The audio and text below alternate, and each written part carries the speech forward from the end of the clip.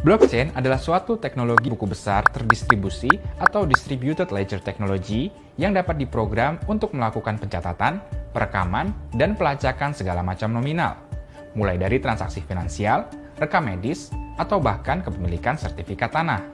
Disebut teknologi ledger karena konsep pencatatan ini mirip dengan ledger atau buku besar utama yang sering digunakan dalam pencatatan transaksi keuangan. Loh, tapi kan udah ada tuh yang ngurusin data-data yang disebutin di atas. Kalau transaksi finansial ada bank, kepemilikan atau sertifikat tanah kan ada notaris. Terus buat apa dong blockchain? Apa yang spesial dari blockchain? Apakah pakai telurnya dua? Oh, tentu tidak. Jadi gini, ada beberapa hal yang bikin blockchain itu berbeda. Salah satunya adalah cara blockchain menyimpan dan melacak data. Blockchain menyimpan informasi dalam satu tumpukan yang diberi nama blok yang dirangkai berurutan secara kronologis dan membentuk baris berkelanjutan yang disebut rantai blok atau blockchain. Kalau misalnya ada perubahan pada informasi yang sudah disimpan di dalam blok sebelumnya, bukan bloknya yang diubah, tapi akan ada penambahan blok baru yang memuat informasi apa dan kapan perubahan itu dibuat. Contohnya gini, kalian masih ingat warung pecel lele yang kemarin dibeli sama McDonald? Setelah dibeli McDonald dan sukses, tiba-tiba teman kalian, sebut saja Wendy's, ngaku-ngaku kalau warung itu sebenarnya punya dia, bukan punya McDonald. Nah loh, untungnya keterangan sertifikat tanah kalian disimpan di blockchain yang menggunakan metode buku besar. Jadi kelihatan tuh perpindahan kepemilikan warungnya.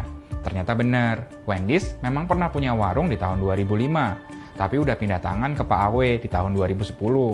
Karena semua tersimpan di blockchain, semua perpindahan kepemilikan terekam termasuk sampai akhirnya kamu beli warungnya di tahun 2015 dan sekarang berada di bawah McDonald. Sistem blockchain juga didesain untuk didesentralisasi dan didistribusi dalam jaringan komputer yang sangat besar. Jadi, susah kalau mau meretas atau mengubah datanya. Sebelum sebuah blok dimasukkan ke dalam rangkaian blockchain, ada beberapa proses yang perlu diselesaikan. Pertama, sebuah teka-teki kriptografi harus diselesaikan untuk membuat sebuah blok.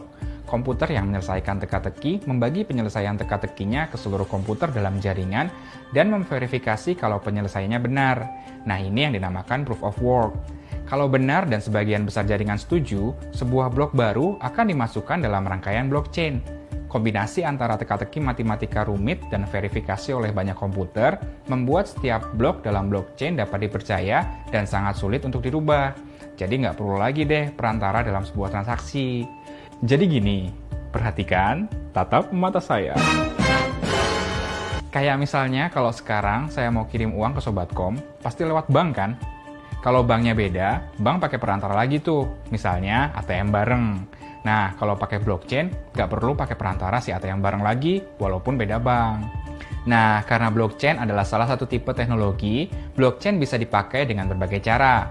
Beberapa blockchain dapat sepenuhnya publik, dapat dilihat oleh semua orang, ada juga yang tertutup dan hanya bisa diakses beberapa kelompok seperti perusahaan, kelompok bank, atau bahkan lembaga negara.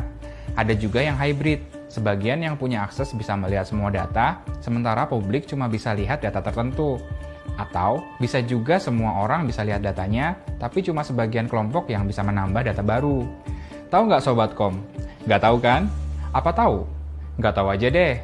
Dalam rencana strategis tahun 2020 sampai 2024, Kementerian Kominfo akan mengimplementasikan digitalisasi pemerintahan melalui teknologi baru seperti Big Data, Robotic Process Automation, Internet of Things, Machine Learning, dan Blockchain. Penerapan teknologi baru ini untuk meningkatkan kepercayaan, transparansi, efektivitas, dan efisiensi penyelenggaraan pemerintahan. Ternyata blockchain dapat bermanfaat di berbagai sektor ya.